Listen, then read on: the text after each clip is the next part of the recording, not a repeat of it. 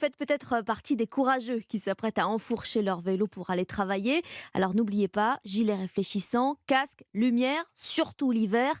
244 cyclistes tués sur nos routes l'année dernière. C'est 30% de plus qu'en 2019. Hausse inquiétante, dit la sécurité routière.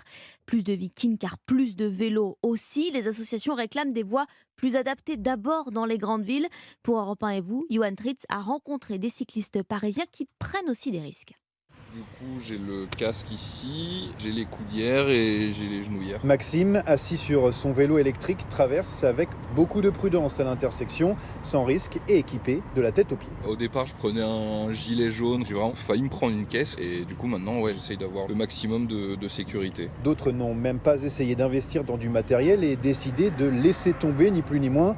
Philippe, 30 ans, se balade avec son jeune fils à pied. Non, un vélo, j'ai arrêté. Pourquoi vous avez arrêté? J'ai arrêté parce que c'est trop dangereux. En fait, ici, tourne la tête à droite, il y a un bus, à gauche, une trottinette, en face, une voiture.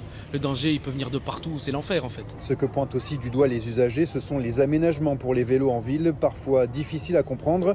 Marion, vélo à la main, dans une rue à sens unique, témoigne. Je trouve que les aménagements ici dans cette rue, c'est hyper mal fait. On peut venir que en sens inverse des voitures. Et du coup, je suis obligée de descendre du vélo pour être en sécurité. Parce que sinon, si je roule, j'ai peur de me faire écraser. Et pourtant, comme elle, de plus en plus de Français se rendent à leur travail à vélo. Un reportage Europe 1 et vous de Johan Tritz. D'ailleurs, en ville, les collisions restent moins graves qu'à la campagne. Les zones hors agglomération concentrent 60% des accidents mortels à vélo.